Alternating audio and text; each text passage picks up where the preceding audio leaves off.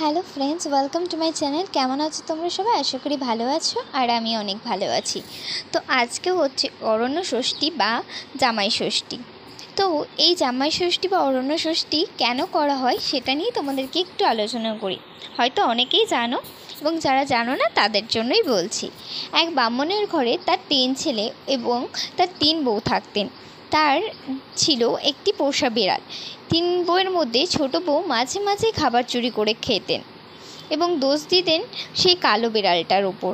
বিড়ালটা ছিল মা ষষ্ঠীর বাহন। সে মা ষষ্ঠীর কাছে ছোট বউয়ের নামে নালিশ করত। এইরকমভাবেই একদিন জ্যৈষ্ঠ মাসের শুক্লপক্ষে ষষ্ঠীতে ব্রাহ্মণী বধূ পালনের জন্য পায়েস কিংবা মিষ্টি রান্না করেছিলেন। তিনি স্নানে যাবার আগে ছোট বউকে খাবারগুলো দেখতে বলে গেলেন। দেখো তো মা, বিড়ালটা যেন কিছুতে মুখ না দেয়। এই বলে তিনি স্নান করতে চলে গেলেন।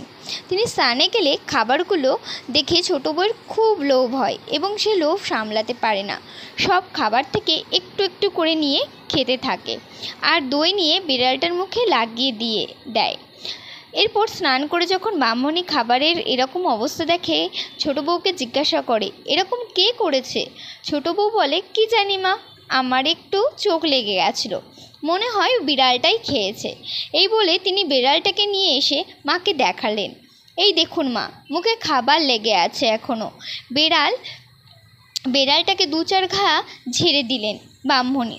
মনের দুঃখে কাঁদতে কাঁদতে বিড়ালটা বনে গিয়ে মা ষষ্ঠীর কাছে সব কথা বলল। মা ষষ্ঠী বললেন, আমি সব জানি, তুই কাঁদিস না বাবা, আমি ওকে শীঘ্রই প্রতিদান দেব। কয়েক মাস পর ছোট বউ সন্তান সম্ভাবনা হলেন। তার একটি ফুটফুটে ছেলে জন্মালো। বাড়ির সকলে তো ভীষণ খুশি। ব্রাহ্মণী গরিবদের বস্ত্র বিতরণ করলেন। একদিন রাতে ছেলেকে কোলে নিয়ে শুয়েছিলেন ছোট বউ। পরের দিন ঘুম থেকে দেখে ওঠে ছেলে আর নেই তার কাছে। অনেক খোঁজাখুঁজি করে ছেলেকে আর পাওয়া গেল না।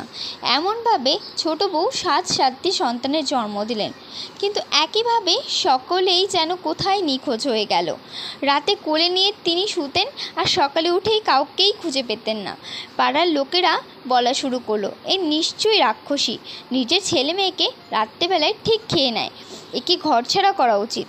এই কথা শুনে ছোট বউ নিজেই ঘর ছেড়ে বনে চলে গেলেন। বনে এসে মা ষষ্ঠীর নাম করে কাঁদতে থাকলেন। তার কান্না শুনে মা ষষ্ঠীর দয়া হলো। তিনি একজন বুড়ির ছদ্মবেশে এসে ছোট বউকে জিজ্ঞাসা করলেন, কি হয়েছে মা, কাঁদছিস কেন তুই? ছোট বউ তার দুঃখের কথা জানালেন।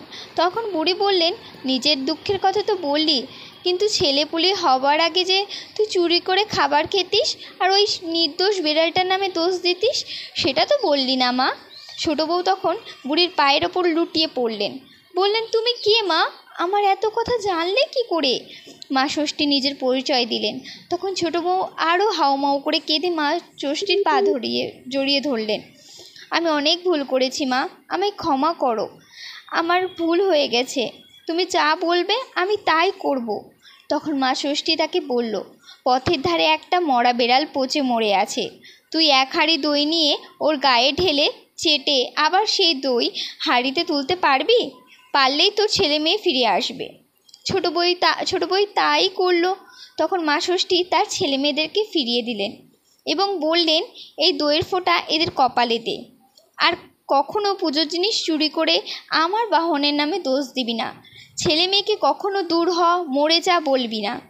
এই বলে মা ষষ্ঠী অদৃশ্য হয়ে গেলেন।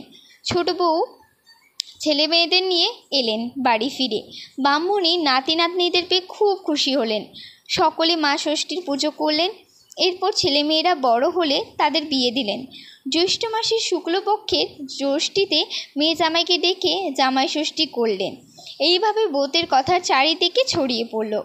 তো আমরা নিজেদের সন্তানদের জন্যই এই ষষ্ঠীটা পালন করে থাকি সচরাচর। তো এটাই তোমাদের সাথে শেয়ার করলাম। তোমাদের কেমন লাগলো আমাদের মা ষষ্ঠীর ব্রত কথা তোমরা সবাই বলো, এবং কেন আমরা করি সেটাও আমি বিশ্লেষণ করে দিলাম তোমাদের সবার সামনে। আর ভুল ত্রুটি হলে মাফ করে দিও।